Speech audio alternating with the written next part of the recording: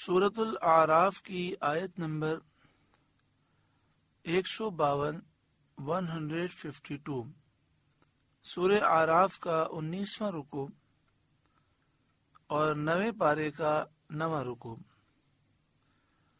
اللہ رب العالمین نے ارشاد فرمایا، ان الذین اتخذوا العجل،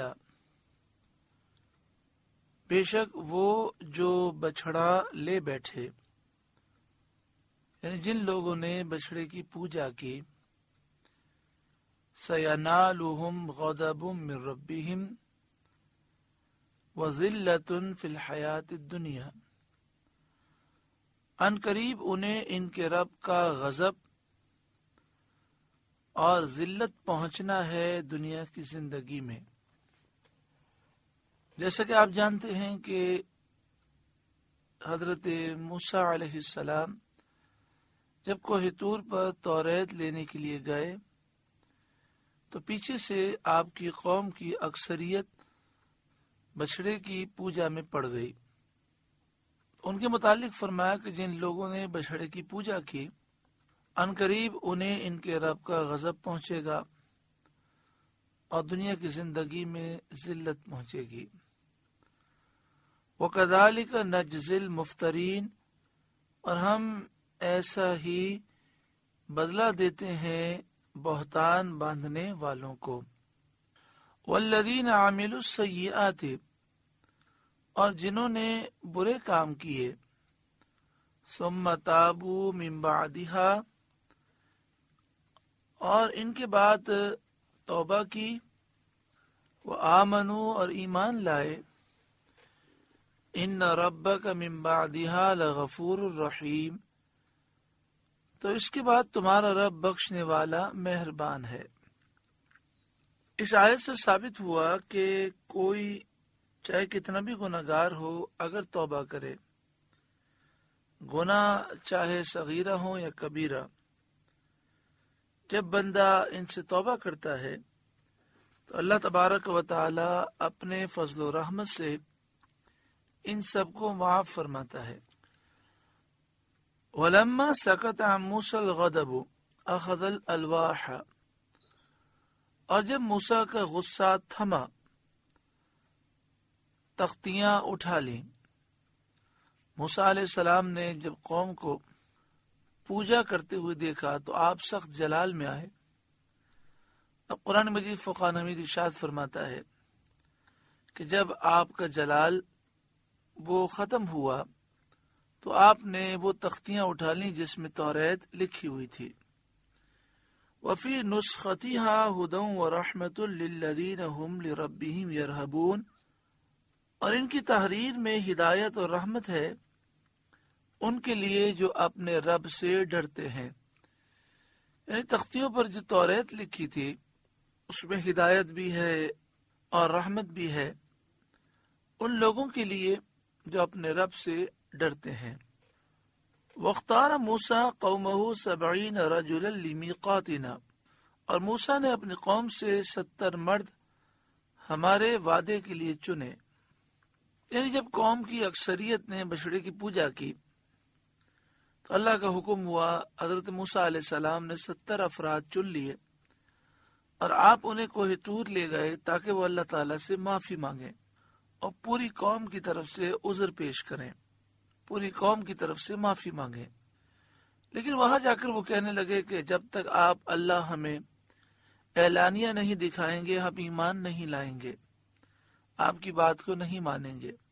تو ایک زوردار آواز ہوئی اور اس آواز سے پہاڑ پر زلزلہ آیا اور اس آواز کی ہیبت سے وہ 70 افراد ہلاک ہو گئے۔ فَلَمَّا أَخَذَتْهُمُ الرَّجْفَةُ، پھر جب انہیں زلزلے نے پکڑ لیا، قَالَ رَبِّ لَوْ شِئْتَ أَهْلَكْتَهُم مِّن قَبْلُ، موسیٰ علیہ السلام نے عرض کی، اے میرے رب، اگر تو چاہتا تو پہلے ہی انہیں مار دیتا، وَإِيَّايَ، اور مجھے بھی ہلاک کر دیتا۔ حضرت عبداللہ بن عباس رضی اللہ تعالی عنہما نے فرمایا کہ زلزلے میں مبتلا ہونے کا سبب یہ تھا کہ قوم نے جب بچڑا قائم کیا تھا تو یہ لوگ ان سے جدا نہ ہوئے تھے۔ اور دوسری بات یہ بیان کی گئی کہ انہوں نے یہاں آ کر حضرت موسیٰ علیہ السلام کی توہین کی اور کہنے لگے ہم آپ کی بات پر یقین نہیں کریں گے جب تک کہ اللہ کو آپ ہمارے سامنے لے کر نہ آئے۔ موسیٰ علیہ السلام نے یہ عرض کی کہ مالک یہاں آنے سے پہلے ہی تو ان 70 افراد کو ہلاک کر دیتا تو لوگ ان کی ہلاکت کو اپنی آنکھوں سے دیکھ لیتے اور انہیں مجھ پر قتل کی تہمت لگانے کا موقع نہ ملتا۔ اتہلکنا بما فعل السفہاء منا، کیا تو ہمیں اس کام پر ہلاک فرمائے گا جو ہمارے بے عقلوں نے کیا؟ یعنی جن لوگوں نے بچڑے کی پوجا کی وہ بے عقل لوگ تھے، کیا اے مالک تو اس وجہ سے ہمیں ہلاک فرمائے گا؟ یعنی ہمیں ہلاک نہ کر اور اپنا لطف و کرم فرما۔ ان ہی الا فتنتک، وہ نہیں مگر تیرا آزمانا، اے مالک یہ تو تیری طرف سے آزمائش تھی۔ تضل بها من تشاء وتهدی من تشاء، تو اس سے گمراہ کرے جسے چاہے اور راہ دکھائے جسے چاہے۔ انت ولینا، تو ہمارا مولا ہے۔ فاغفر لنا، تو ہمیں بخش دے۔ وارحمنا، اور ہم پر رحم فرما۔ وانت خیر الغافرین، اور تو سب سے بہتر بخشنے والا ہے۔ واکتب لنا فی ہذہ الدنیا حسنہ، اور ہمارے لیے اس دنیا میں بھلائی لکھ دے اور ہمیں عبادت کی توفیق عطا فرما۔ وفی الآخرتی، اور آخرت میں بھلائی لکھ دے۔ انا ہدنا الیک، بے شک ہم تیری طرف رجوع لائے۔ قال، اللہ تعالی نے موسیٰ علیہ السلام سے فرمایا عذابی اصیب بہ من اشاء، میرا عذاب میں جسے چاہوں دوں گا۔ ورحمتی وسعت کل شیء، اور میری رحمت ہر چیز کو گھیرے ہوئے ہے۔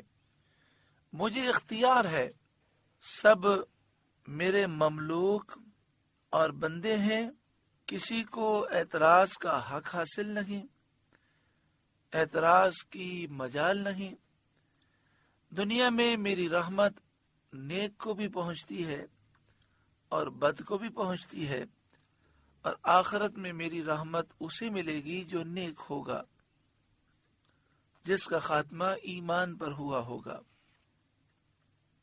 جس کا خاتمہ کفر پر ہوا وہ آخرت میں رحمتوں سے محروم ہوگا۔ فَسَأَكْتُبُهَا لِلَّذِينَ يَتَّقُونَ، تو ان قریب میں آخرت کی نعمتوں کو ان کے لیے لکھ دوں گا جو متقی پرہیزگار ہیں۔ وَيُؤْتُونَ الزَّكَاةَ، اور زکوٰۃ دیتے ہیں۔ وَالَّذِينَ هُمْ بِآيَاتِنَا يُؤْمِنُونَ، اور وہ ہماری آیتوں پر ایمان لاتے ہیں۔ یعنی فرمایا دنیا کی نعمتیں تو نیک و بد دونوں کو ملی ہیں، آخرت کی نعمتیں ان کے لیے میں لکھ دوں گا جو متقی پرہیزگار ہیں، زکوٰۃ دیتے ہیں، اللہ کی آیتوں پر ایمان لاتے ہیں، ان کے لیے یہ نعمتیں لکھوں گا آخرت کی۔ آپ سے گزارش ہے کہ قرآن کے اس پیغام کو آگے پہنچا کر ثواب جاریہ حاصل کریں۔